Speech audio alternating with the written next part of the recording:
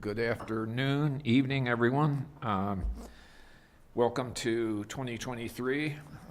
Let it be as good a year as 2022 was in some respects. Hopefully financial conditions will improve a little bit.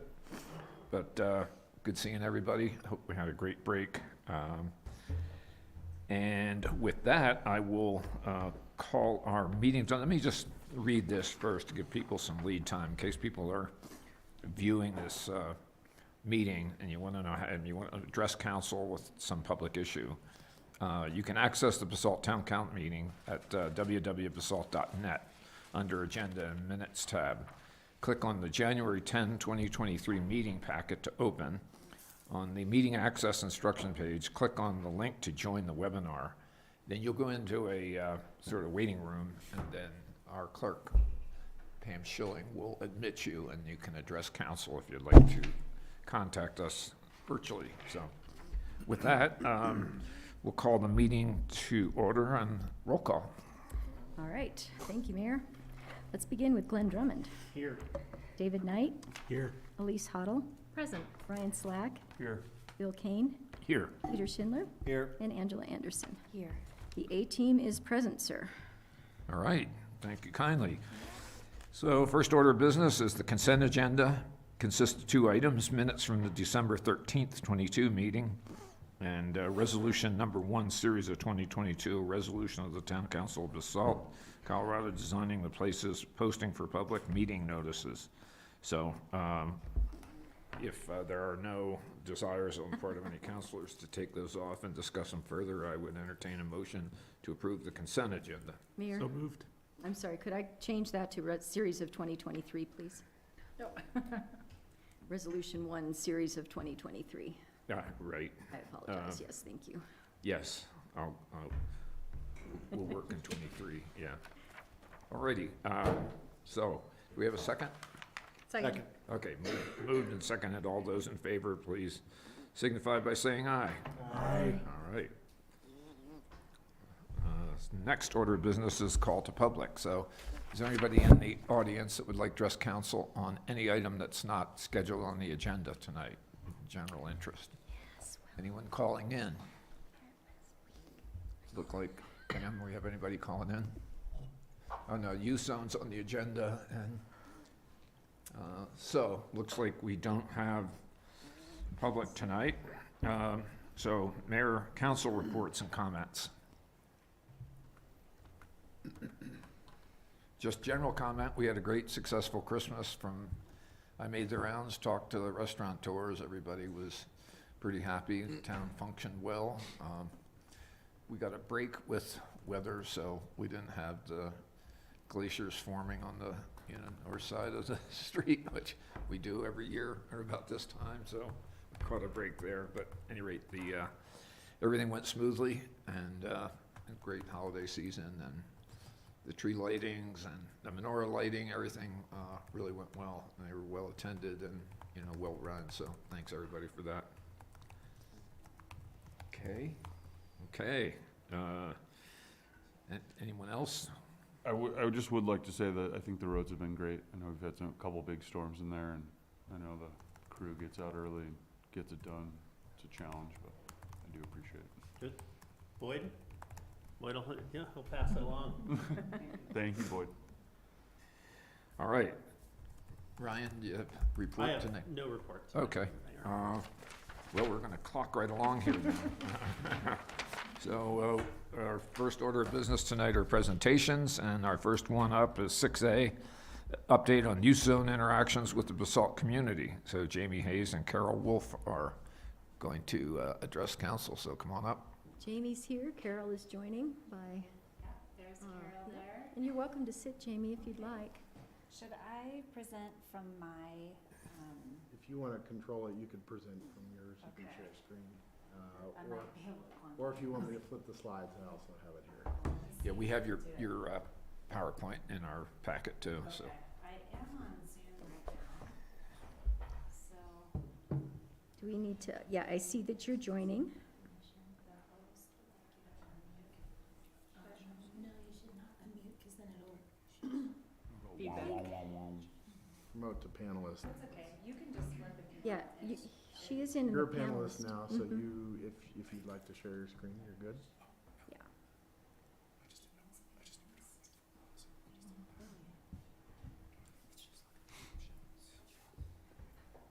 At the bottom, can you share your screen? Oh, you're gonna see exactly how busy the day was today. There she goes. She's got it. Yay! You're not overeating. I mean, I did.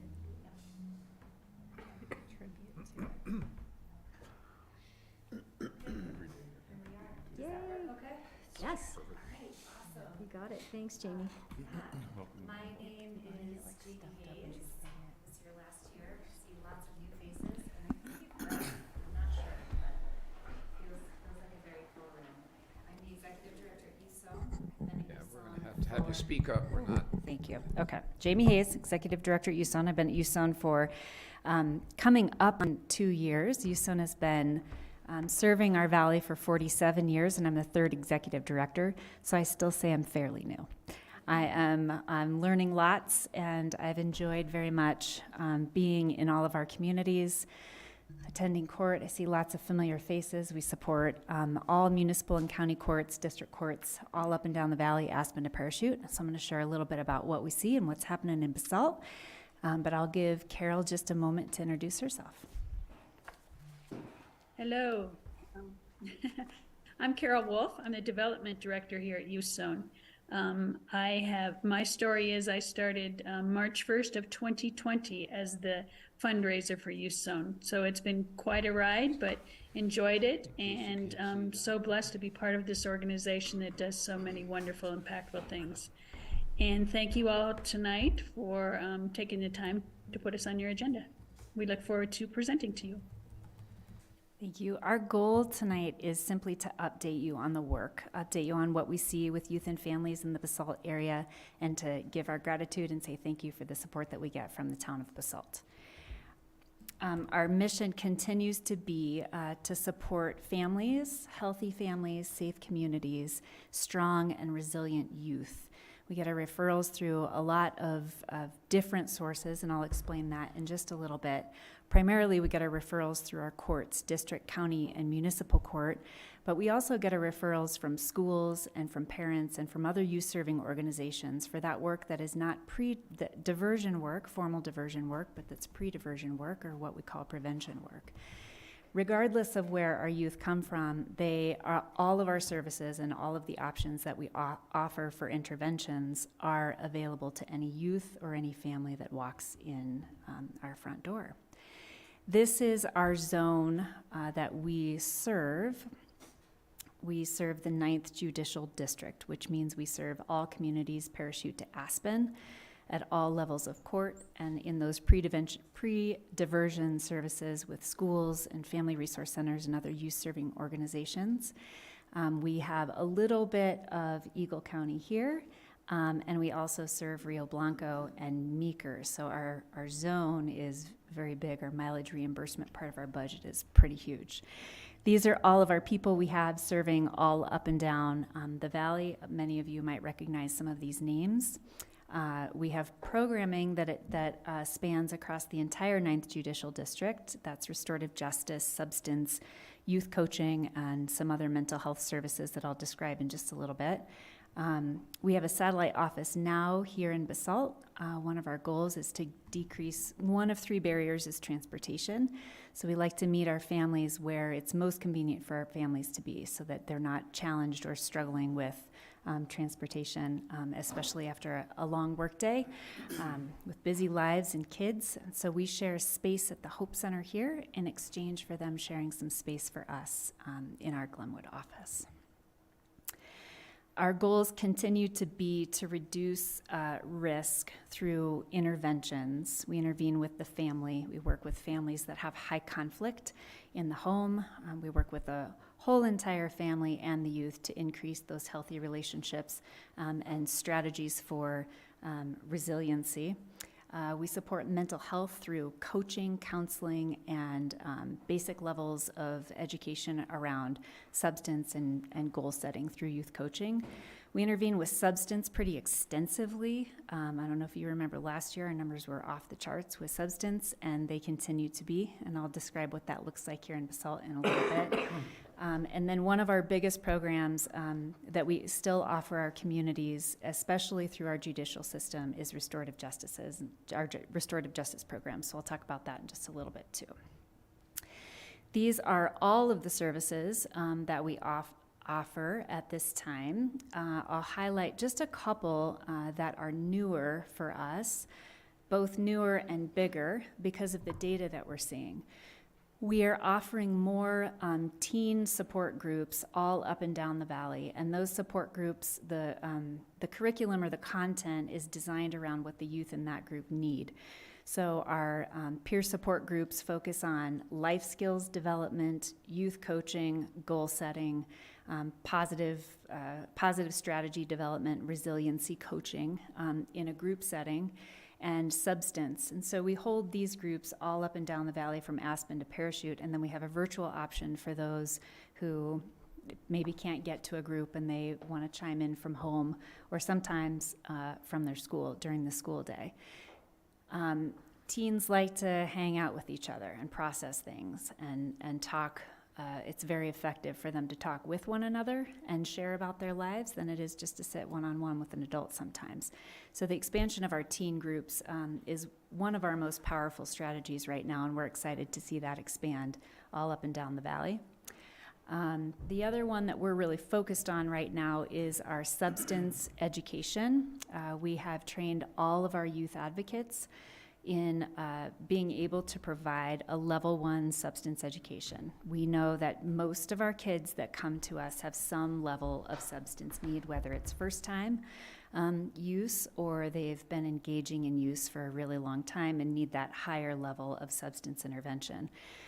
We have a CAT certified advocate on staff who provides most of that really intensive level of substance, and then she also provides all of our substance groups in conjunction with all of our other youth advocates. The other program that we're really working on right now, we just hired, we will be hiring someone new, posting a position. We just got funding to expand our youth coaching program with a youth resilience coach to work with teens on increasing strategies to reduce high-risk behaviors. We know that a lot of youth need that level of mental health support and counseling. However, we know that not all kids need that.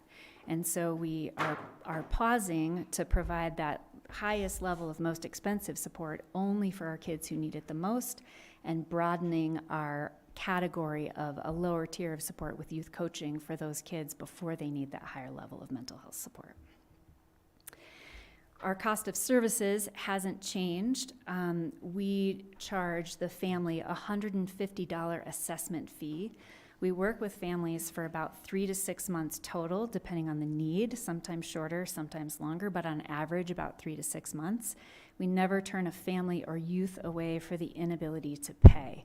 So if that's a challenge or a struggle for the family, we have a scholarship fund that we ask for foundations and grants and donors to help us support with, so we never turn a family away.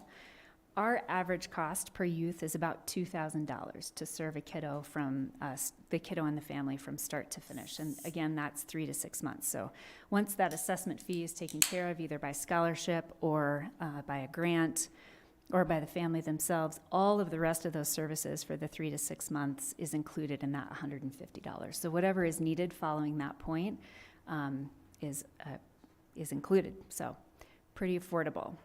We provided diversion services to 43 youth last year, formally through the court system. We served approximately 600 youth throughout the whole valley as a whole. So kids who came to us through the court system, and then kids who came to us through other means, through just referrals for restorative justice or substance groups, but they weren't justice involved yet. And our numbers are stable for right now. Good that they aren't increasing at this point, but stable. Oops.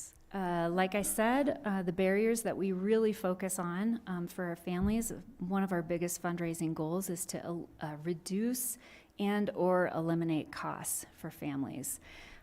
So we work really, really hard on that in our communities, talking about the work we do so that we're eliminating that barrier to access for our kids and families.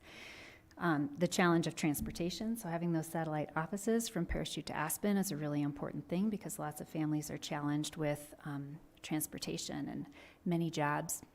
Language is another barrier and a gift that we have to pay very close attention to and address a lot of our budget in order to be able to provide 24/7 interpretation services. We are a judicial crisis response for the 9th Judicial District. So when kids are detained 24/7, we are on call. So if those interpretation services are needed in the middle of the night, we have a way to access those services. I'll skip this and keep going to the numbers here. On average, for Garfield County, we serve about 282 youth annually. In Pitkin County, and I'm sharing this because we share a lot of counties here, right? We serve about 174 youth that live, work, and play in Pitkin. So all of our kids are traveling all up and down the valley, and they have a lot of fun in whatever municipality they're in, and sometimes that turns into them needing to return for some diversion work and court services. In Basalt, last year, we served 21 kids. Our reasons for referral look the same as they did last year and the year before, with the exception of an increase of the use of marijuana. Possession of alcohol, possession of marijuana are our highest reasons for referral when kids get a ticket. Next, vaping, nicotine, assault, battery, and petty theft. Our referral sources, this is in your packet, so you can look a little bit more closely at the specific referral sources. But the majority of our referrals come through law and the judicial system in some way, through CYDC, diversion, probation, and our law enforcement partners or the court. The other portion of our referrals come directly from parents, schools, and other youth-serving organizations like the Buddy Program, Stepping Stones, other places that have kids frequently coming through.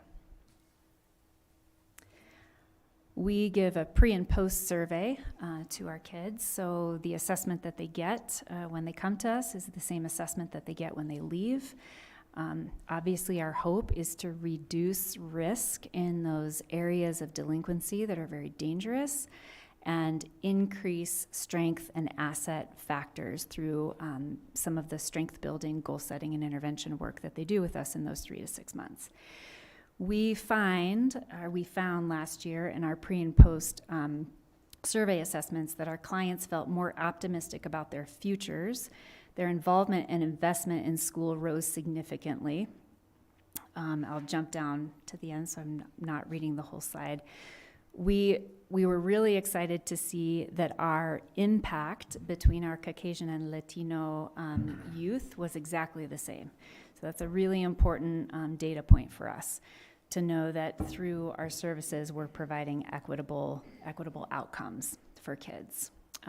Across the board, our scores in delinquent and aggressive behaviors declined, and that's often why they come to us in the first place, so we're always excited to see that data point shift. Another impact, obviously, is cost for our communities and our municipalities. In states that don't have diversion programs, they're faced with a high expense of youth being sent to detention. And so the average cost of sending a youth to detention is about $66,000 for 6 months, compared to the cost for diversion programming and intervention in lieu of involvement at that level for us is $2,000 for 3 to 6 months. And we're able to offset so much of that cost from the generous contributions from our municipalities, other grants and foundations. We work really hard to bring in significant dollars to impact the youth in our valley. So we're very proud of that. And the last, I invite you to join us This is not in your, I added this is not in yours, so I'll make sure that Pam, if I can get this flyer to you, you could get it out to council.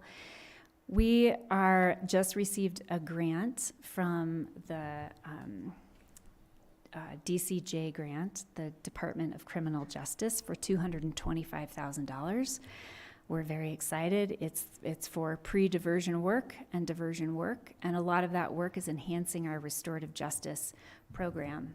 Part of this initiative for us is to get the word out in our communities and educate our communities and provide more educational opportunities around the impact of restorative justice, why we do it, and why we should keep doing it. So this is our first community training, free to the public. You can join this link, contact Mary Bess, and I'll shoot the flyer to you so you can shoot it out to council. Thank you. And at that was fast, just an update, but This is awesome. wanted to say thank you for your support. Thank you Town of for what you're Basalt. doing. Thanks a lot. Jamie, can I just add one thing? Sure. So, I'll just reiterate a lot of what Jamie said in that Youth Zone is a huge asset to the town through the court system. Part of my role as town attorney is prosecutor. For kids that show up in court, there's a very small amount of time that either I or the judge can spend with kids. Being able to refer them to Youth Zone and allow them to spend the time with them, come up with a program that really makes sense based on what's going on in that kid's life, and do so in a way that is going to ensure they kind of stay on the right track, but also not have, if it's handled differently, it could potentially push somebody off on the wrong track. And so I just want to say I really appreciate the work that Youth Zone does with the town's municipal court, and I think it's a huge asset to the town, and I'm glad we continue to support Youth Zone. So. Here, here. Ryan, what's our funding arrangement with Youth Zone? They've received grants for tobacco the last few years that we've had it, and they've also received funding for our, the council discretionary. So we maximize Great. funding for them. And they get $5,000 as a line item in our budget through the courts. So. Great. Do you guys collaborate with English in Action? I noticed you highlighted the language barrier as kind of a problem. Is the English in Action a resource for you that could help You out? know, it hasn't been. However, when we have parents who come in, and this is something that parents are interested in, we share those resources with parents, but they're not necessarily a direct referral partner for us at this time. We have a lot of knowledge of the work that a lot of our community organizations do, so whenever those sort of bubble up as interests, when we're having meetings with families, we share those resources all the time. Mhm. Thank you. Questions? That's Comments? RJ and UPS. Useful public service. So in place of community service, we call it useful public service. And when we have kids who need to repair some kind of harm in the community, they can decide to serve in some way that we hope takes a strength that they have and builds their strength while giving back to the community. So if we have a kiddo who's an artist and they can give back in the community in a certain way, they could develop a mural or an art project for a certain public community location. If we have kids who are excellent presenters or they're dramatic or in theater, we may ask them to put together a presentation, let's say on substance and the impact of substance on the brain. So those kinds of things are useful public service. RJ is restorative justice, and I should not use acronyms in presentations. I'm sorry about that. I know better. Thank you. Yeah. Well, thank you very much. Thank you very much for Invitation. your support. Keep up Look the forward to awesome working work. with you. Thanks. Thank you. Thanks so Thank much. you. Reach out if you have any questions. Thanks for coming up, Jamie. All right. So next order of business is the Midland Avenue streetscape update. Michelle and Catherine. Thank you. All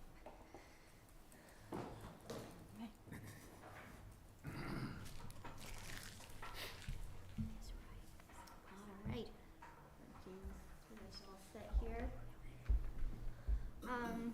Thank you all for your time this evening. Tonight we're going to present to you an update on our Midland Avenue Streetscape project, and more specifically the schedule, at least as we know it today. Town staff's been working with the design team, the contractor, and our owner's rep, Dave Detweiler, who's sitting right behind us here with Wember, on this initial phasing schedule. James, if you want to go to the next. Thanks. This schedule before you is, like I said, as of today, knowing that the design is at a 60% level, and we're still working through the details of the schedule with Dave's assistance and of course with our contractor's assistance as well. The schedule before you shows that Midland Spur, as initially contemplated, is going to be the first phase of the project. That will allow us to develop an area that can be used for parking and otherwise, and kind of be out of the way of downtown as a first phase before we move into the second phase, which is what we're referring to as Midland Avenue South. That Midland Avenue South phase is going to be everything from the intersection with the spur on the south side of Midland Avenue all the way up to the intersection, or all the way up to what we refer to as the Pueblo Bridge, or the other end of town. So in that phase, as you can imagine, the businesses on the south side of the street will be those that are more impacted during those busy summer months, and everyone's going to be a little bit impacted at some point along the way. But there was an intent here to I guess lessen the impact to those businesses to the north, as 85% of our downtown businesses are located on that north side of the street. So after that first phase along the south side of the street, we'll be moving, as I mentioned, to the north side in the off season in next fall. And then in that first phase on the north side, we'll be working through that downtown core. And depending on how things are going, at some point they'll need to be wrapping up for the winter. And then you see on the lower part of the slide, in the spring, that more easterly north side of the street, as we get closer to CCY and the church and so on, and some of those businesses, they'll pick up in the spring and start working through that north side of the street. James, if you wanted to flip to the next slide. This is a picture, as you had in your packet, showing those various phases. And you can see that again, that south side is that full south side, and then we'll flip to the north and complete everything there. Along Midland Ave, as it makes its intersection in Two Rivers Road to this more westerly side of the project, there aren't as many improvements that are going to be occurring in that area. So we're kind of calling that the floater phase. So there'll inevitably be something that comes up as we work through that downtown core. And this will be a phase that the contractor can then turn to and keep his people working as we work through whatever issue might come up. And then the final phase will be the mountable roundabout. That will be on the most easterly side. That'll be located at that intersection with Homestead Drive. And then I wanted to mention that, again, this is very much a preliminary phasing plan, and we're going to be communicating, clearly and often. And Michelle is going to speak to our communication plan as we have it laid out. Yes, so we know, excuse me, that we have our PR consultant, Mitzi Rapkin, reaching out, and she's already been in touch personally with all of the businesses in the area.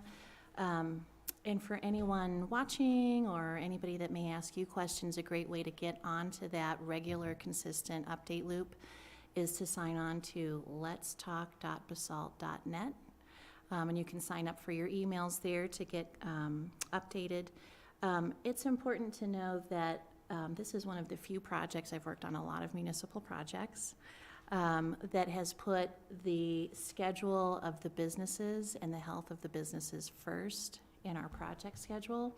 So while it does make sense to do things like put the water line in before you put the pavement, we have spent an amazing amount of time trying to figure out how to work around the busy times of the businesses so that we're working in the shoulder seasons. And the details of that will come. Everybody wants to know more details about when which business will be affected, and those are things we're still working out. Elements of our design are completely related to how the schedule is impacted. So we're going for quality and quickness without sacrificing one or the other. Those I know are general terms right now, but we're working on all of the details and don't want to over or under promise where we're at. So that's the scoop on that. Go to the next slide, James. So now that we've covered this schedule as we have it today, I'll go into a little bit of kind of the big pieces of each phase of the project. So the first being Midland Spur. You'll see that arrow kind of shows you that one of the major changes along this spur is that traffic will be directed in that one way. There'll be an increase in angled parking, and then which will also provide some traffic calming in that one-way pattern. In this area, there's a lot of utility work to be done. There'll be a new water line that's going to be looped to that new line that we put into Two Rivers Road recently, an upgrade to a portion of the sanitary sewer through this area. There'll be the new stormwater system will be routed through this area and will provide some water quality. And then we'll also be installing some more shallow utilities, future conduit for all the uses, electrical uses, EV charging, and then otherwise the new street lights and whatnot. We'll be improving safety by consolidating the two entryways into Two Rivers Road. As you know, on either side of Merino Park, we have two entries onto Two Rivers Road now, and that will be consolidated to one.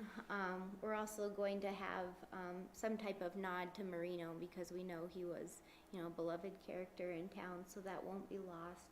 And then otherwise, the street lights through this area, the new street lights will provide a more consistent lighting and provide a much safer experience, as I know you all experience after council meetings out there when it's really dark out there. So that'll be great. Catherine? Yes. Are we going to be reconstructing the street on the spur? We are. We're going to. So, yeah, there's pretty significant crown on that street right now, so that's good to hear that, because I think we'd have some issues with with the angle parking. Yeah, for sure. And throughout the project, James, actually, if you want to go to the next slide, one of the major changes through the project is that the road is going to become center draining, which will require a significant amount of grading work.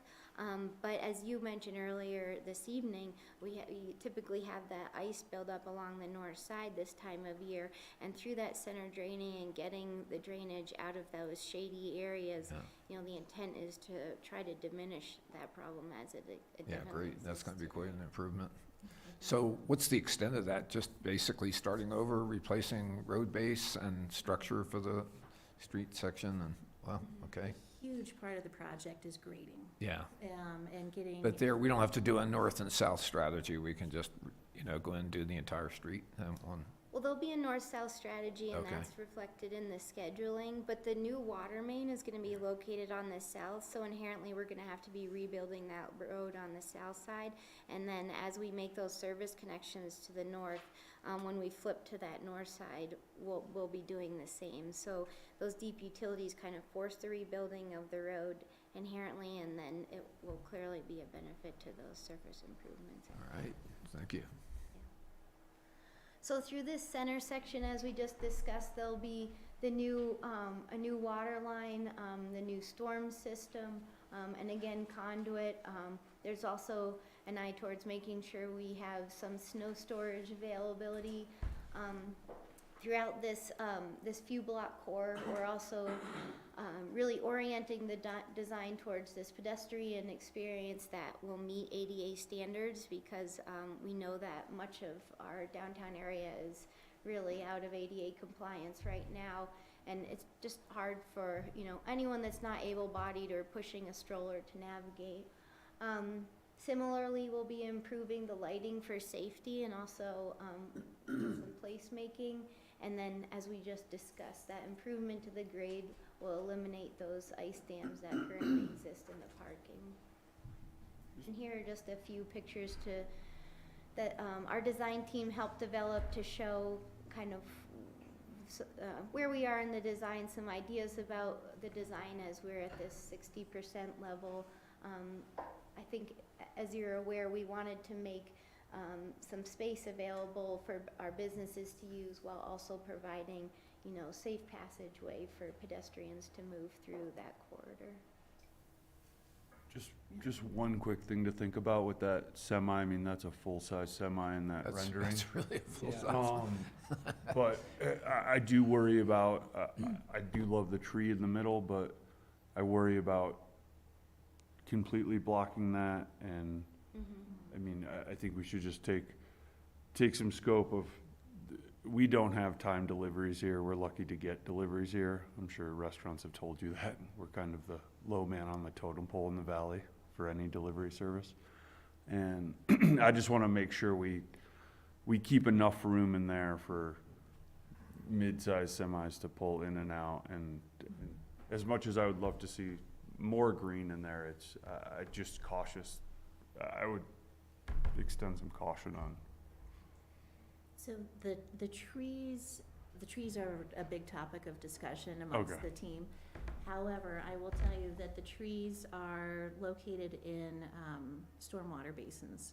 Okay, so they help collect. So it's a draining area and in the winter, those areas will be where snow storage is, and it melts into our new stormwater filtration area.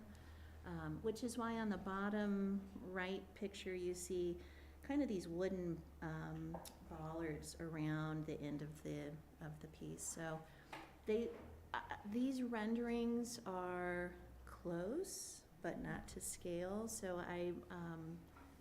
and these are actually, parts of them are a little bit outdated as well, but they give you the general thing. But we hear what you're saying, for sure. You still Semi want to is do like really a raised substantial curb. in that drawing. Pardon? So It is like shows a that you're Ukraine? gonna That have looks like the a Russian raised curb in the middle of the missile system. whole street. So not through the whole street, but around those rain gardens or where there'll be areas of stormwater treatment, we're gonna have a mountable curb so that the snow plows can easily get the snow into those areas. But otherwise, the stormwater system will truly run down the center with drains, with catch basins, you know, in the center. Right, and where the semi is parked, the dark lines around it really are, it's not curb. It'll be some version of demarcation just to say, this is the center lane. Have you guys had conversations about scheduling deliveries, having time schedule, and is there any? We've just started Route there. reaching out to the delivery services to see, I mean, we're finding that most of them happen before noon. And there seems to be some sort of window, but getting it tidy down to, you know, a 2-hour window or a certain thing is, we're working through the possibility of that.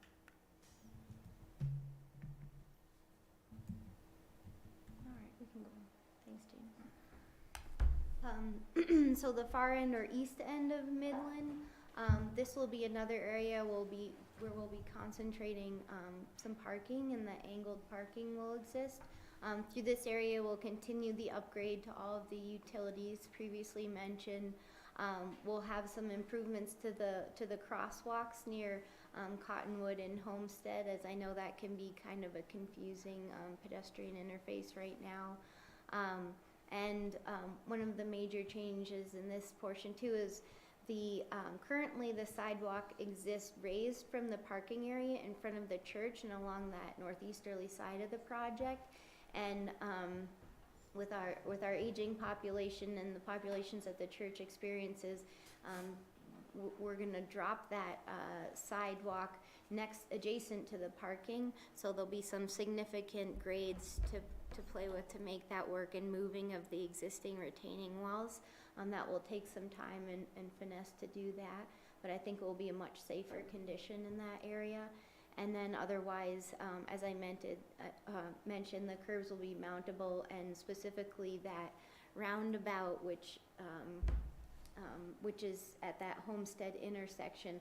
All of that will be mountable. If you've ever been up to Snowmass and experienced that mountable roundabout that's at the bottom of Snowmass, or Snowmelt Lane, it'll be similar to that one. So any large vehicle, RVs, fire trucks, and so on, will just drive over it, while a passenger vehicle will safely and legally be able to make a U-turn to find additional parking and stay on And Midland. like a 50-foot radius, what's the size of that critter? I don't know the dimension, I don't think it's but that I big. don't think so, yeah. And that's largely why it's mountable, so it doesn't need to have, a large truck won't have the ability to make that turn. It's just for the average vehicle.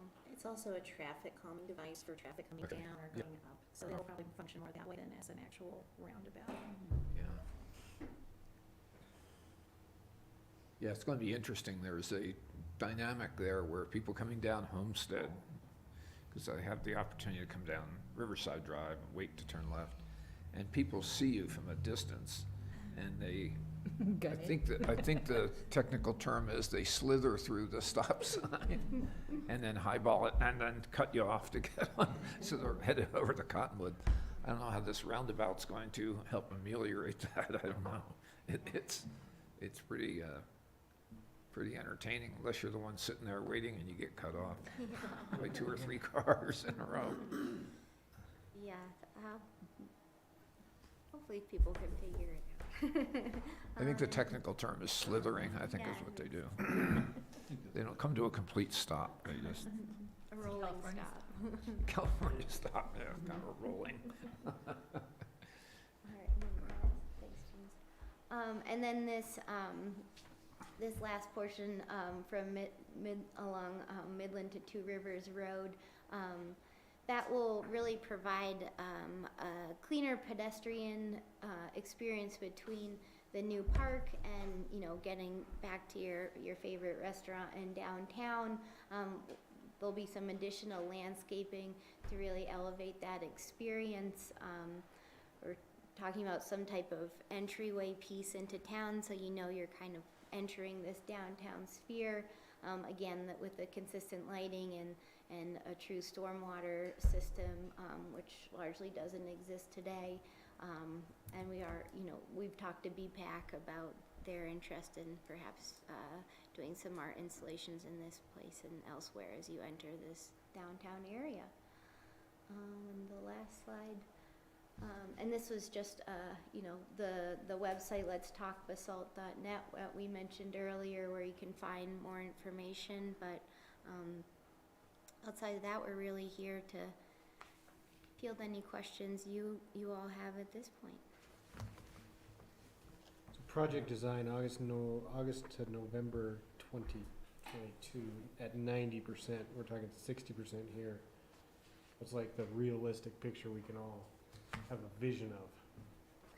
So we're only about 2 weeks away from 90%. And some of our delay in schedule up to this point was that we've been working with a fire consultant just to go through some of the issues of achieving optimization for the fire department to fight fires along Midland, and to be creative about how we do that in a historic district. We had the unfortunate luck of the first consultant that we hired. We had her booked a month out. The day before she was going to join us, was unable to finish or start the project. So then we were delayed again, finding a second fire consultant to move on from that.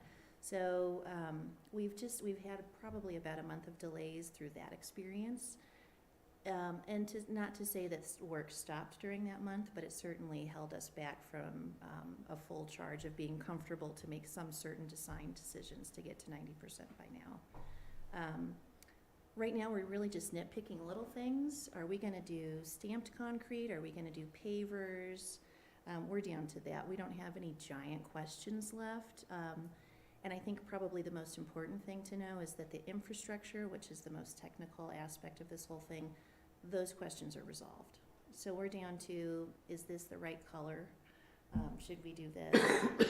So, you think that's an accurate? All right. That's about where we are. And are those decisions being based on like wear and tear, maintenance from Public Works? Like that's, probably maintenance should be the biggest consideration. Absolutely. We have been scrutinizing pavers and concrete and asphalt and all of the possibilities of how to have this special and this kind of this decorated area that actually functions. And that's not gonna get blown apart when a snow blower comes down or the streets get scooped, so. What's the paving material for Midland, for the core of the project?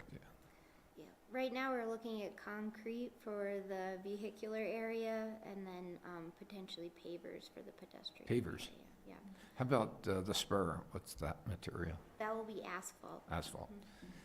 And then Midland out to Two Rivers Road, that's Asphalt. asphalt. It'll really just be that downtown core, that, I think it's 3-block section that would be concrete, and then that would be asphalt. Are you actually going to pour concrete in 2 phases and pour the south side and then come back and pour the north side? That's going to be a tricky maneuver. Yeah, we met with a number of concrete subs this week. The contractor actually brought the subs in, and we talked through, what they saw as the challenges of the project. And so we're working through some of those details, kind of literally as we speak.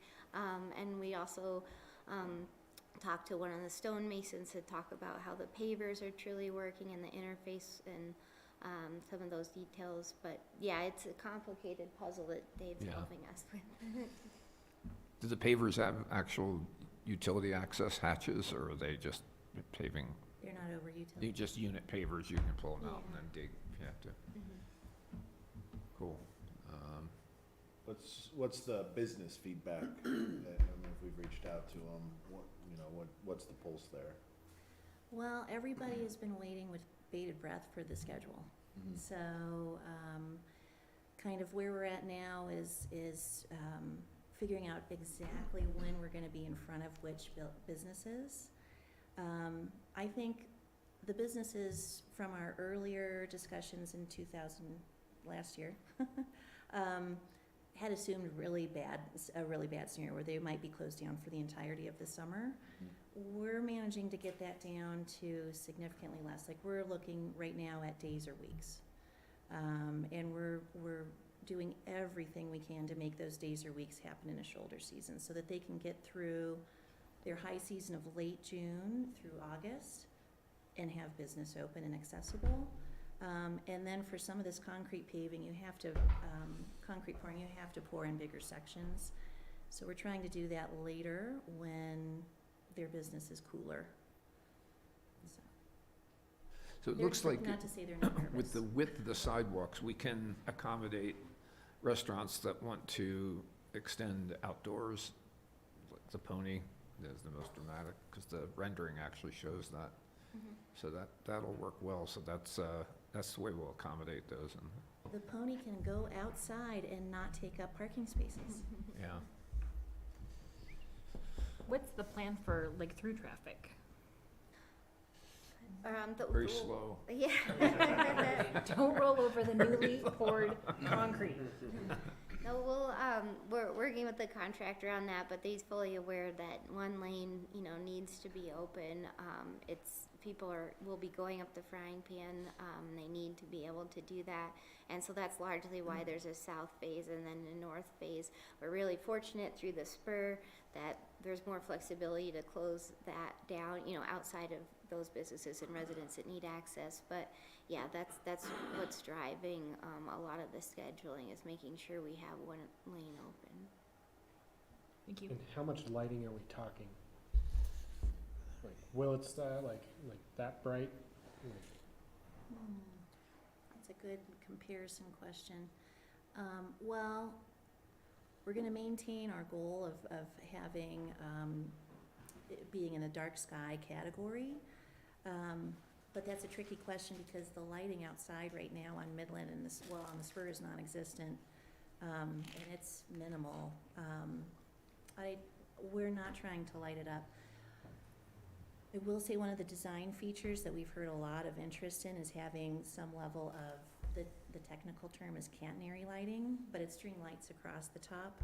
So we will have an element of that, in addition to the street lights, but the lighting engineer is doing a light read to make sure that we're not going fluorescent bright, that it's meets a basic level. Like a 2,000-3,000, the warm, Yes. We're not going with the prison lighting. yeah. You don't want 5,000, okay? Oh, come on, And just like, be. what about the periphery neighborhood, like where people are gonna learn to be like, well, let's scoot around this whole thing and up the hill and around, and what are we doing there?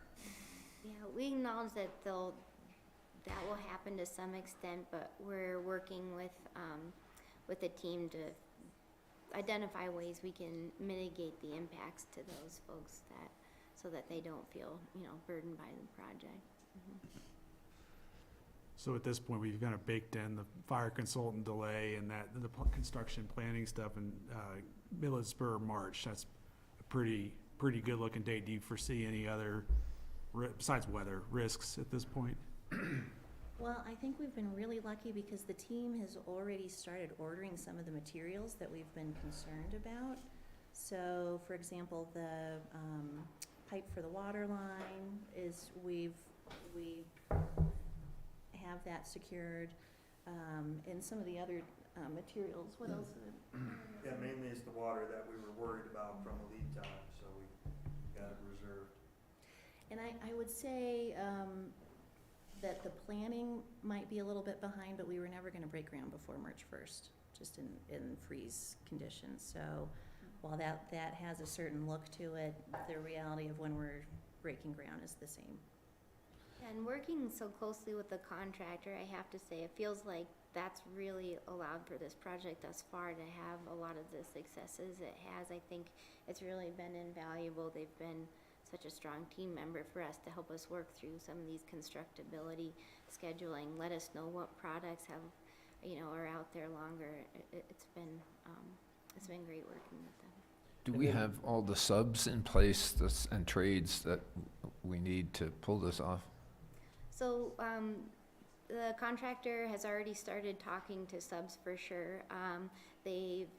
To the extent that the subs are willing to look at plans that aren't fully baked, he's been doing so.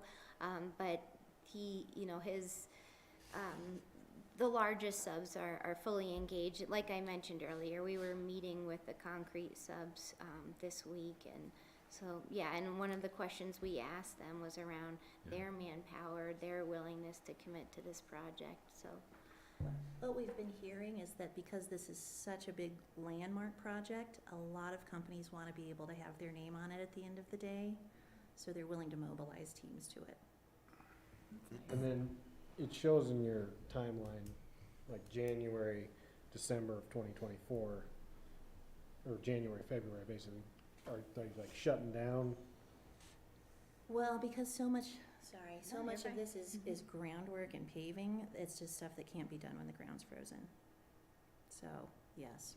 And I think there's a cost element there, like you could keep working, but You at can, what yeah, it's cost? just You can do lots of Ground things. heaters are not cheap. Yeah. It's risky when you're doing sidewalks and pavers, that Mhm. any moisture in that subgrade, you're gonna pay for it later. And it'll be a little bit, like we said, we're at this preliminary level. When we're, at late fall next year, I'm sure those bubbles may move around a little bit, and there may be some small work going on here and there. Was the potholing pretty successful? I mean, so we got pretty good.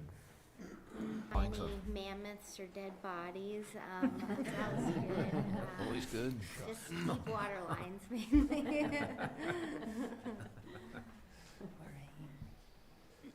Somebody told me that was referred to as scratch and sniff. Yeah.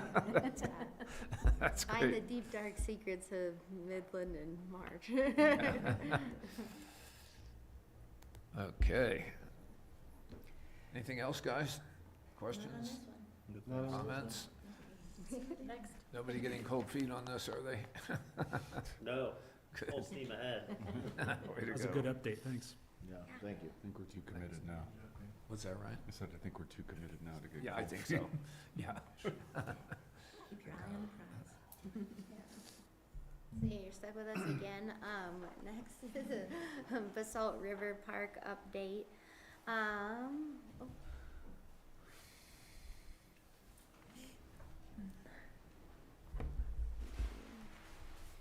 So, first slide. Oh.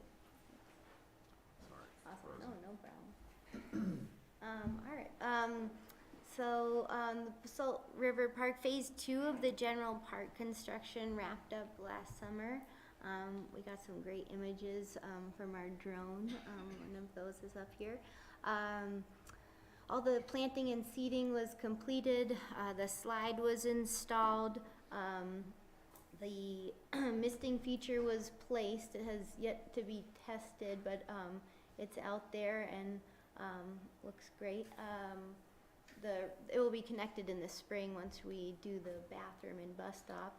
And most of the site furnishings have been placed, and the remainder will be placed in the spring. Like the signage will be placed, things like the hammock and some of the other furnishings will be out there. But largely the park is primed and ready for the final 2 structures, which are going to be placed out there this spring. Next slide, James. The first of which is the Basalt River Park restroom and bus stop. In a similar fashion to Midland, we've been working with the contractor FCI and the architect, Z Group Architects, on getting a design that meets our budget requirements. We worked through a couple value engineering options with the roof, and most recently engaged a mechanical engineer to help us with the mechanical, electrical, and plumbing, just to make sure that we had that all clear as we move to the final pricing and move into a contract with FCI. These are the renderings that Z Group most recently came up with that include kind of a gabion basket and the rusted metal look that's reminiscent of the signs in town and some of the other structures in Basalt River Park, the private development out there. This project, we're hoping will be in final design by the end of the week. We'll move into pricing, and the goal is still to start construction of this structure in March and hopefully have it wrapped up in July. It's about a 4-month project, hopefully before July, but that's a goal. Great. And next is the band shell. Again, similarly, we've been working with the architect Brian May and the contractor on finalizing this design in a way that it meets our budgetary requirements. We have been working through the steel member layout in a way that's more cost effective. One of the pivots in this design was to move forward with a design group that does both the structural design of the steel members themselves along with that fabric overlay. I'm not going to use the right design terms, but I think you know what I mean. And so we've worked with them on simplifying that design, and then we did look into other types of material, wood and otherwise, to just make sure we were moving forward with the most cost-effective option. And that was that steel with the fabric, and the coloring will be that white color. And then the only real change we had to make was we did a bit of an investigation into the size of other stages in the valley, as you see outlined here, and determined that initial 50 feet was perhaps a bit overkill. It was larger than a lot of the other stages, and so we reduced that to 40 feet to be more in line with most of the other stages that exist in the valley, and clearly provided some savings that we'll be able to realize. And then also just, I think it's still a very acceptable size that will bring in the types of the acts that we expect there. So we're working hard with that team to get that to a final design, and we're still on track for a June delivery, fully installed in June, so it should be ready for the summer programming this summer. And I know everyone's excited about that. So, then the next slide is Can I this is ask a the- really rough, like maybe squint when you look at this one. It's a rough schematic of what the band shell is intended to look like. And it does continue to include that climbing wall piece on the southern side, which I know we wanted to make sure that it had a usable piece, even, year round and even when a band isn't there. So it won't be elevated, is it almost ground level like that? There'll be a slight step there at the front. They're gonna try to fit it into the grade as best they can, but also provide some relief so that, short people, like me can see the act from the back of the lawn. One of the value engineering steps that we took here in taking it from 50 feet to 40 is that's a significant amount of concrete. And so reducing that amount of concrete is helping us get it to a reasonable budget. And that this is, as Catherine said, it's better if you squint at it because it's not a completely accurate rendering. They produced this on the fly in like 4 days. But it's just kind of illustrative that we it's like 2 feet. are losing maybe one Yeah, no. step that was initially there with the 50 foot, but it's the same size, the Makes it same more style. accessible too. Does the fabric have any sort of acoustical Yeah, I was gonna- properties? Yeah. Yeah, I mean, Is that 'cause does it, yeah. did it change like kind of how the sound's gonna move around there and Hall, behind it? right? It's the same fabric as that's on Harris Hall in Aspen. Yeah. Okay. And it's more, it's a substantial fabric in that it's got a 25-year warranty, it's a real structural fabric. What about power for amplification and all Mhm. that? Yeah, and we've been working with TACA on some of those specifications that we clearly don't have the expertise in to make sure we at least have the power and the ability for ACTS to come in and utilize that without actually providing that amperage or whatever. So. But it'll have lighting. Yep, it will have the, the structure from, they can attach lights to it, so. Awesome. They'll have to bring their own. We're told that the bigger acts like to bring in Do their own they? equipment. That may be Yeah, a they're learning gonna- curve the town goes through, and we end up deciding maybe in '24 that we wanna own our own equipment. Yeah. Just Same one with more thing. speakers and stuff, right? Yeah. Yeah. And then back to the misting feature, is that, I asked this the last time, is that gonna be a year-round amenity? I know originally it was planned to be. No, didn't, and then, I just don't think, it wasn't supposed to be a mist, it was supposed to be a fog. I think the issue with it is you're gonna create ice all over, and then I think just making, Public Works is gonna pull their hair out trying to maintain it, if those lines freeze, which inevitably they probably would. I mean, so. they sold it to Post on this fancy one in Philadelphia, Oh, uh-huh. where it, and they used it all year. Nobody falls. Nobody falls, but like I say, it was more of a fog, not a mist. But it was like this whole motion activated part they have in Philly. We are gonna have an on-demand button so that, kids can come and Punch it. punch it when they wanna mist. So when you were talking about the restroom and bus stop, you mentioned that like we're trying to find something that kind of fits the area. Mm-hmm. Giant white seashell, I don't know. I mean, are there any other color options or anything? Because I don't know, I feel like that is going to be giant white thing amongst everything else that isn't. Mm-hmm. Just my own personal feedback. That's DIA and the Aspen Music Tent, and, there Yeah. are some white things that are Just pretty pretend that the attractive on river is a landscape. beach. It makes sense. Right, it's a giant foam. I mean, there's no painting the steel, there's no other fabric color options, I think the steel's gonna be rusty. Yeah, we vetted the color options through Post. And I thought for sure they might have some thoughts about that, but, not so much. I think a tricky thing with turning it into a dark color is that, then it becomes more of a cave during the day if you're having it it has this kind of play attribute for climbing in there. I don't know. But I will say that, the other images that we've been shown of this color, the canvas isn't white, it's more of an off-white tannish Right. color, so it has a little bit of a warmer feel. Yeah, I don't know, this seems to be the setup for these amphitheaters across the nation, so it's, it seems to keep getting reproduced. They do get rather dark during the day, like something like the one over there, you know, it's, the lightness I think will be cool. Right.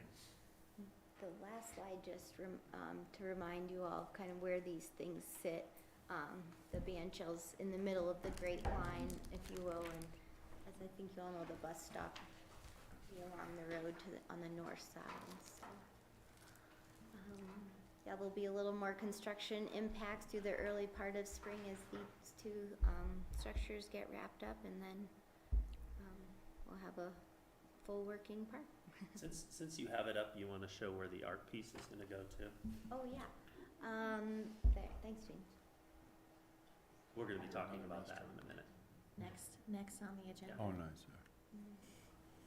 It's in the swirl by Free Range Kitchen. One other quick question, it's probably not on you guys, probably more a Ryan thing. What's up with our town-owned lot? Do we have anything brewing or? No, nothing right now. FCI's, like, you know, Wow. it's their storage yard, it's their That all gets office cleared building. So is over there, Yeah, Yeah. but I just didn't know if we.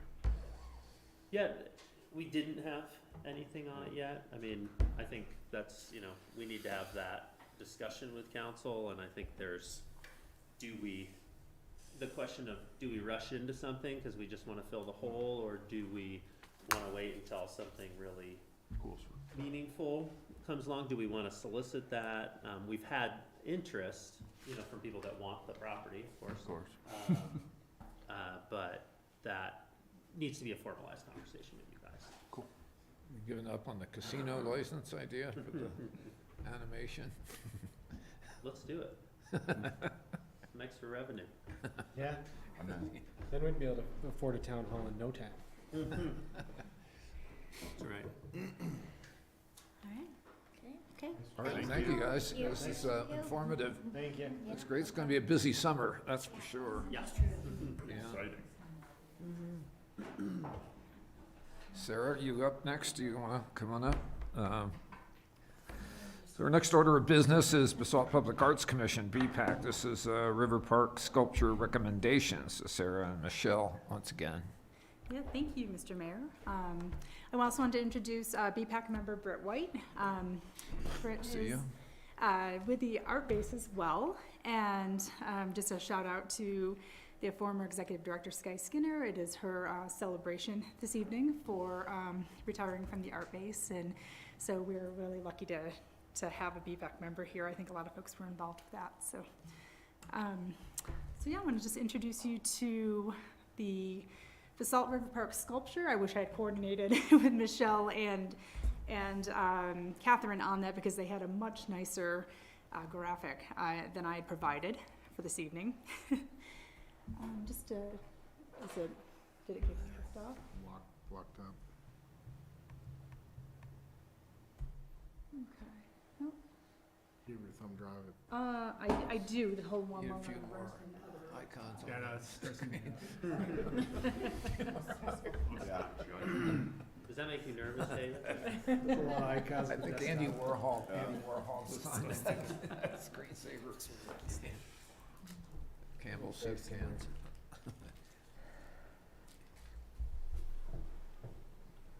I bet James could tell you almost everything that's there. He presented everything. Yeah, that's I right. could go through all of these.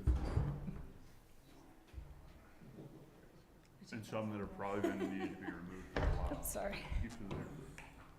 Posterity. Some of them are in kanji, they're in Chinese, they're in Japanese. BCC. Nice. There you go. There we go. Okay. So a couple years ago, the council granted BPAC funding to pursue the creation of 2 permanent sculptures The funding was to be split between East and West Basalt. There was no particular rhyme or reason, but BPAC decided, okay, we've got $2,000 to work with, $200,000 to work with. Let's split this equitably between East and West Basalt and kind of pursue this project and see what we get for submissions. So we started with Old Town Basalt. The sculpture location was defined, this is before my involvement with BPAC, but I've come to know that it was identified to be located at the Basalt River Park. And if you want to go ahead to that next one, see Michelle and Catherine had a much nicer graphic. This is what we had used actually in our packet for the call to artists. So we see where the sculpture was planned to be located in that swirl section that's between the Great Lawn and the development close to Free Range Restaurant. So BPAC and staff created a call to artists for the sculpture to be placed at the Basalt River Park. It was released on August 19th and it ran through November 15th for the closing. It was advertised in various areas. This was shared with our regional art venues such as Anderson Ranch, the Red Brick Center for Arts, Art Base, and Carbondale Arts. We did do it, advertise this in a national publication, online publication that actually does call to artists.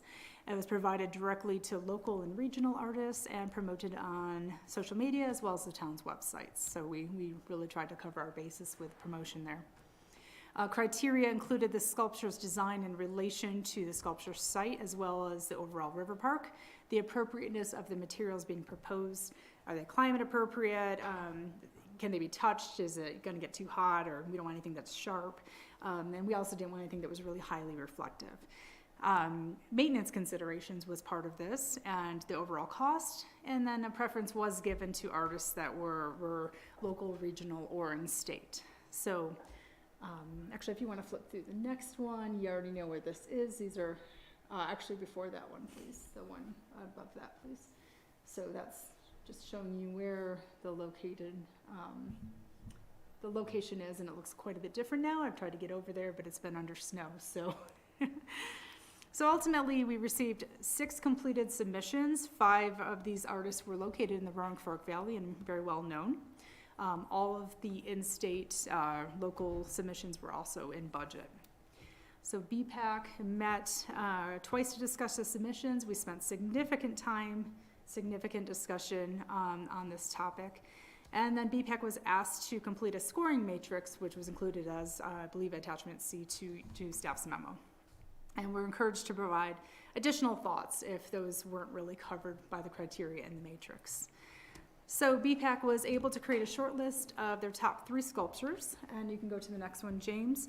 Ultimately, they provided a unanimous recommendation to support Gail Falwell's submission called Stay Human. To give you a brief overview of the submission, these are 3 5 to 7 foot tall bronze figures. They're mounted on posts that are 7 feet tall, that are powder coated steel posts fitted with bearings so that the figures have some mobility. They can be spun by hand or with a strong wind. Again, the submission came in within budget. The artist has submitted a detailed plan for the installation, the production, as well as the overall schedule. So she's definitely has gone through this before. Gail Falwell is here today, as well as her design team with Candace Cross. They are in the back, and we can give you an opportunity if you're interested to ask any questions of them. So Gail is a local basalt artist.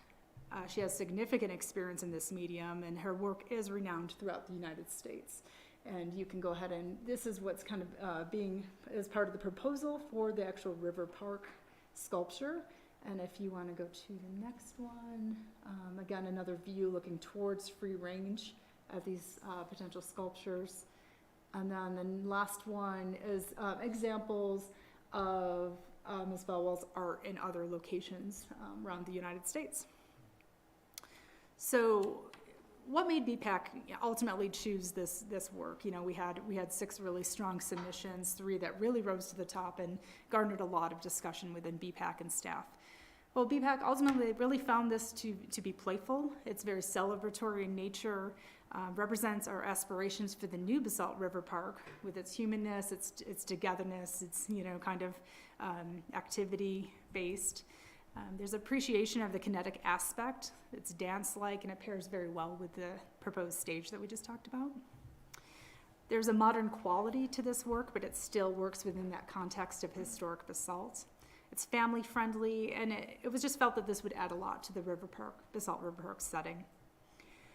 So the plan would be to install the works by, late summer, early fall. That is our hope. BPAC would, after this process, kind of turn back to looking at West Basalt and find, go through another process for another sculpture at a future time.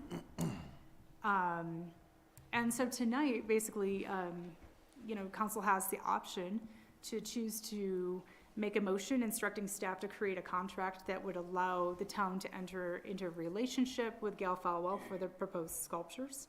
And if so, staff will return at the next council meeting so that you could review the contract and approve it by way of resolution. You could also request additional information regarding any of the artists. The links were provided in the packet through the Basalt Public Arts Commission webpage, or you could choose to make no decisions at this time. So that's what we have before us.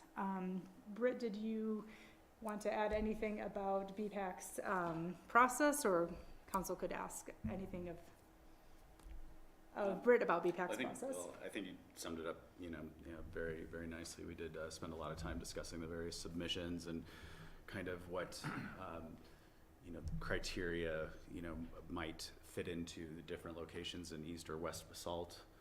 And so it was definitely a very thoughtful process, and there were lots of good submissions. I think ultimately this piece rose to the top because it was that human celebratory nature, the kinetic quality. And then also there was definitely discussion about having some contemporary elements as well in historic basalt, that not everything has to be sort of contemporary here, historic here, that there is a blending to create a cohesion between the entire town. And these are some ways in which that can be possible. And then in some way, I think on the site, it really fits in with the kind of swirling thing with the Eddie Out theme, the music with the band shell, the dancing, the recreation and celebration. So those were a lot of the things that were discussed. Wonderful. Anything you'd like to have us answer, or Comments Or from the artist. council or questions? So Go ahead. Just out of curiosity, what has been identified for the East Basalt site? West. West Basalt site, sorry. sorry?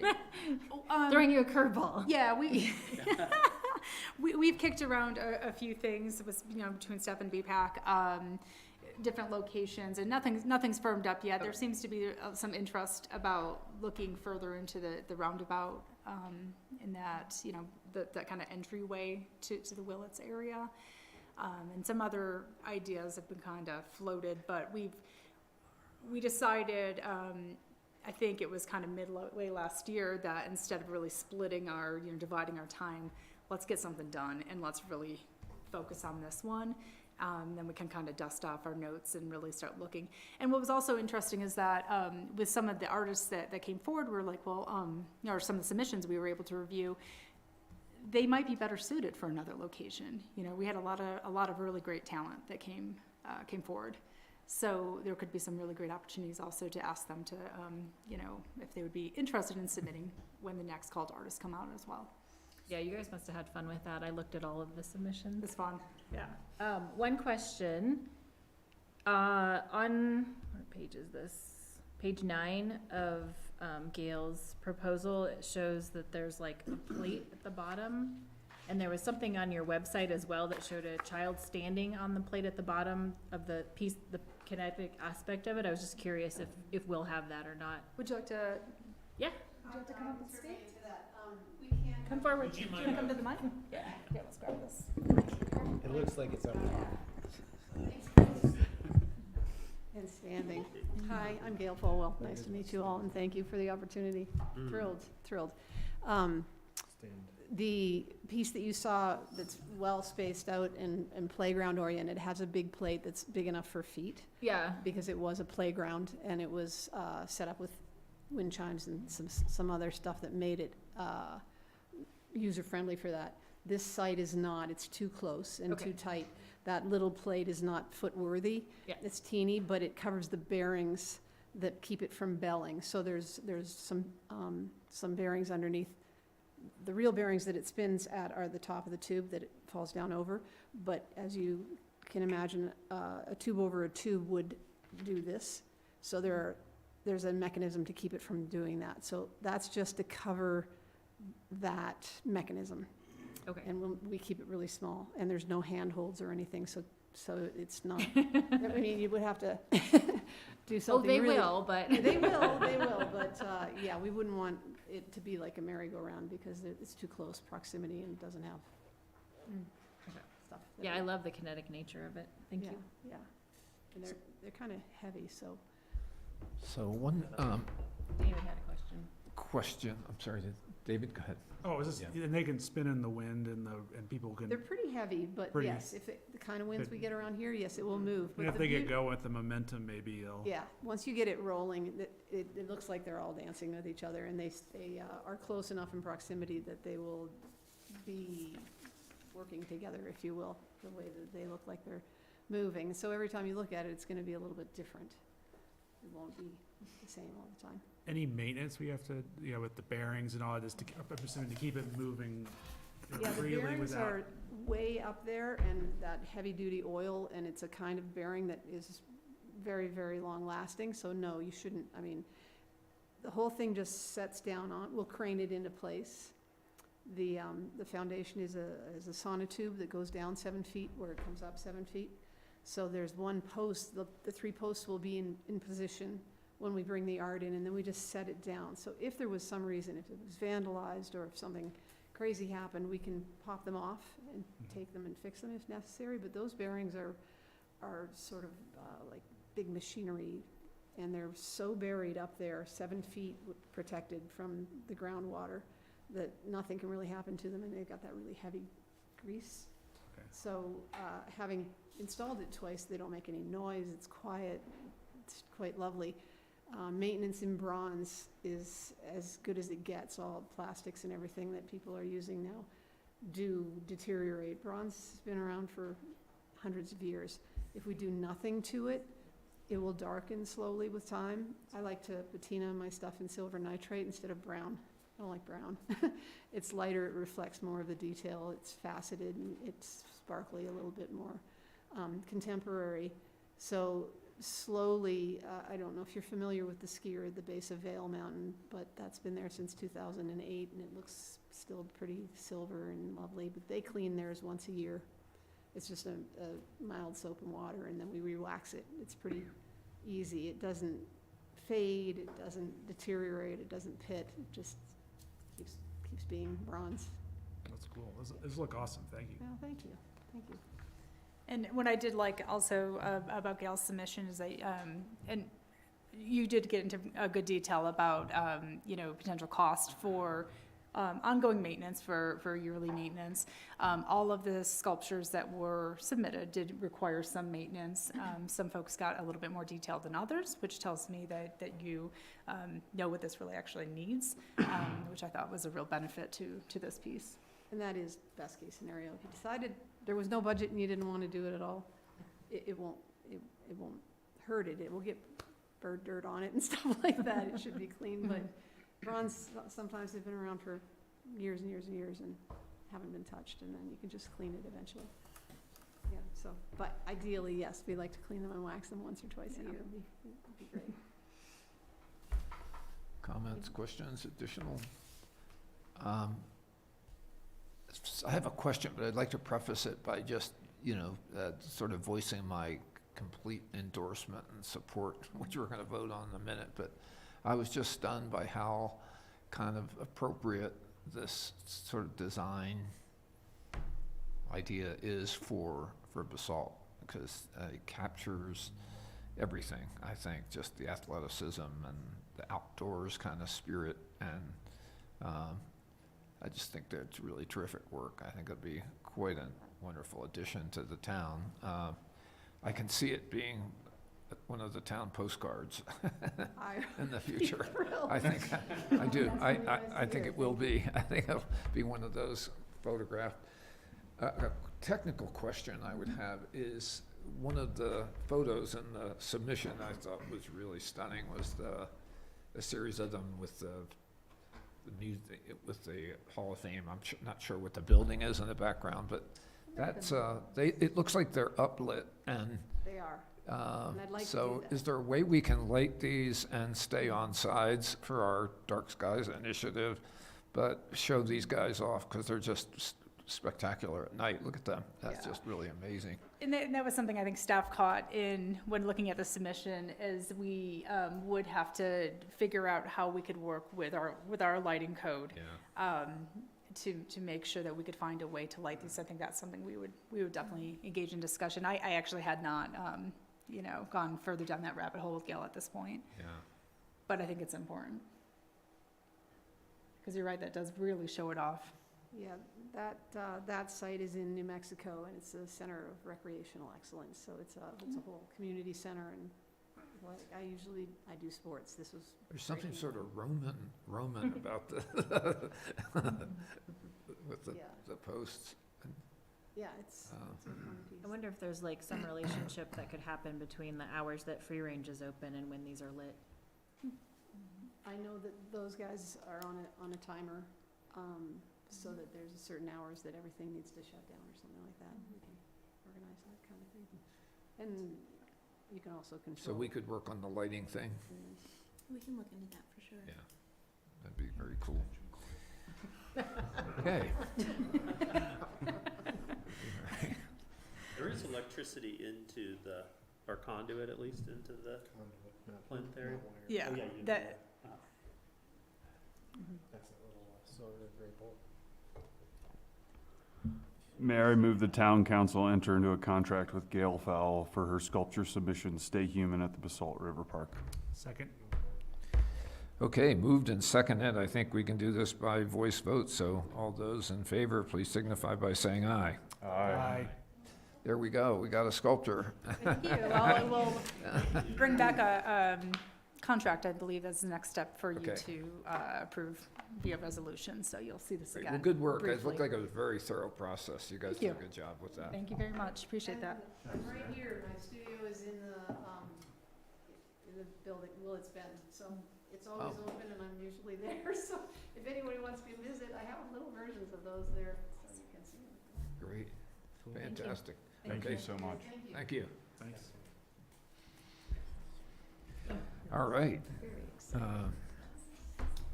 So our next business is public hearing and second reading for ordinance number 26, series of 22.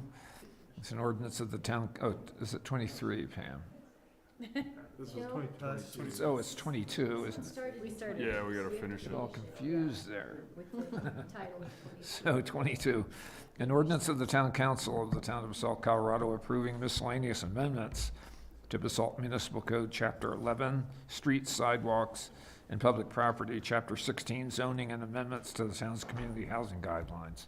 So James, I know we saw this before, but Yeah, might want to just recap. sure. As the mayor noted, this is a continued public hearing and second reading of an ordinance that would approve some miscellaneous code amendments. As we discussed at the last meeting, just kind of a brief recap. In Chapter 11, we would add language that it is unlawful to place snow and ice from driveways into the right-of-ways and in front of fire hydrants. It's kind of a policy that we've had for some time, but we'd like to codify it. The second one you have in your staff memo is an adjustment to Chapter 16, which would add the definition of floor area. There would be an exemption for mechanical for up to 150 square foot. This is codification of a longstanding policy that the town building official has had, and it's been applied over time that way. Other amendments include in Chapter 16, we would remove reference to the 2007 master plan since we have an updated 2020 master plan. So some housekeeping.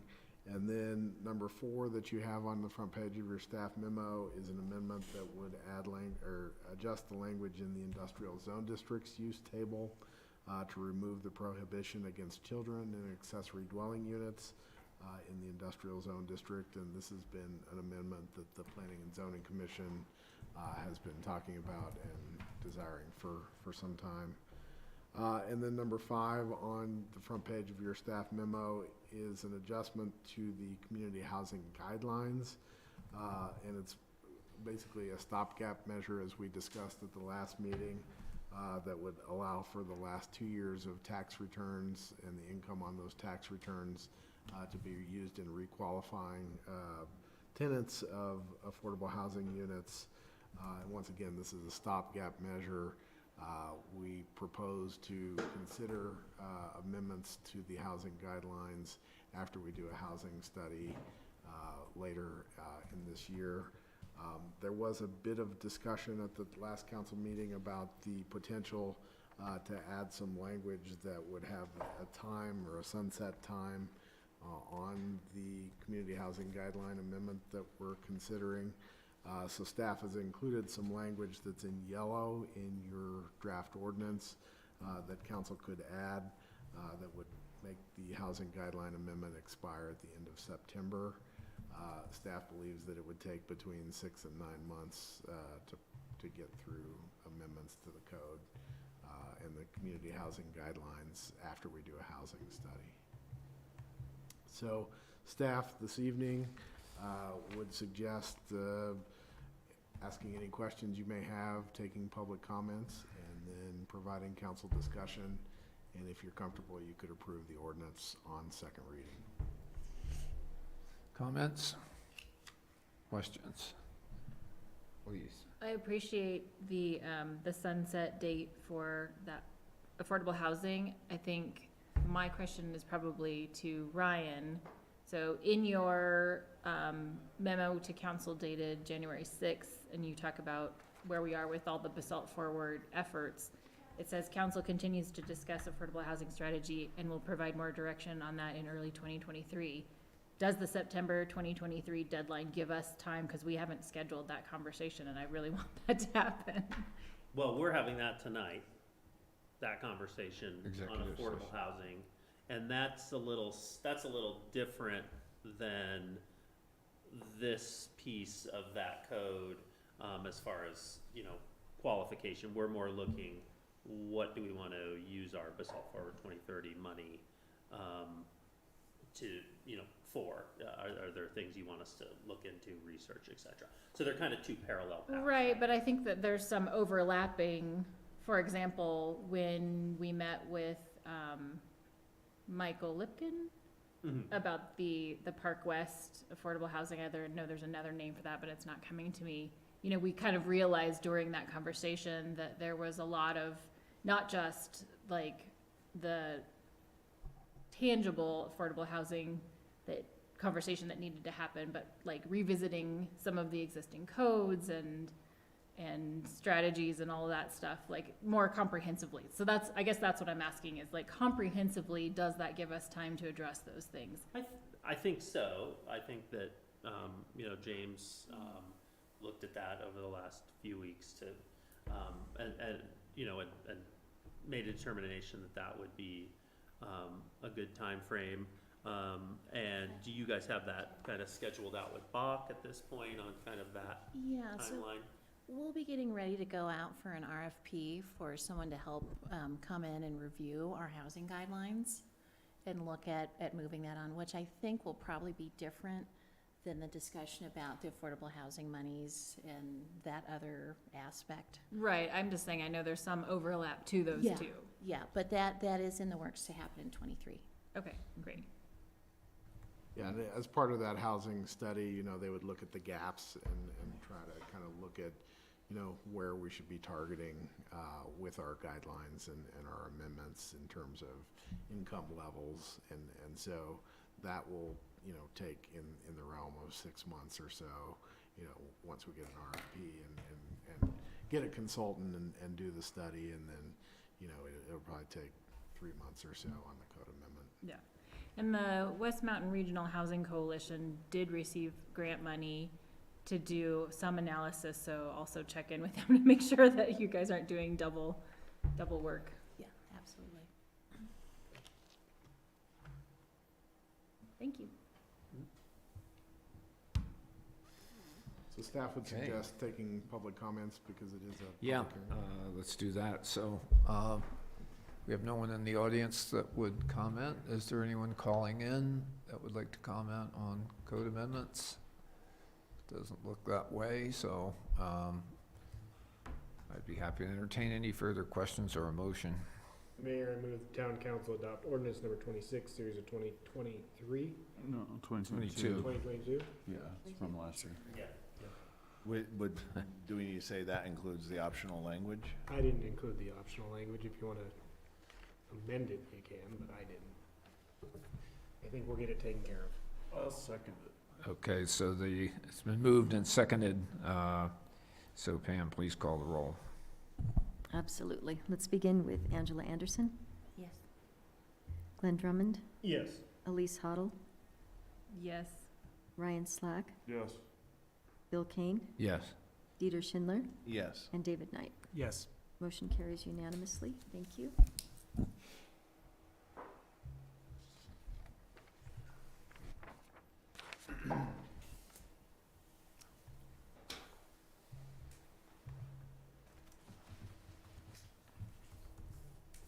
Okay, so, I think that concludes business. We have an executive session, to take up. Do we want to do that now? So Mayor, I think Jeff usually has something to say. Do you want to say it on the tape or on here?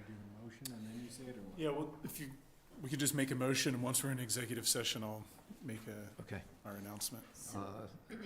Mayor, I move that the town council enter executive session for a conference with our attorney to determine positions relative to matters that are or may become subject to negotiation in accordance with CRS 24-6-402 4E, more specifically related to affordable housing projects. Second. Okay, moved and seconded. All those in favor, aye? Aye. Okay. And then I guess before we do go in, I'll just add, I don't expect that there's going to be any action by town council following the exec session, so once it's concluded, then the meeting will adjourn. Okay. And then we'll need just about 5 minutes to shut down, and I think we're ready. Okay. Okay. Thanks, Mountain.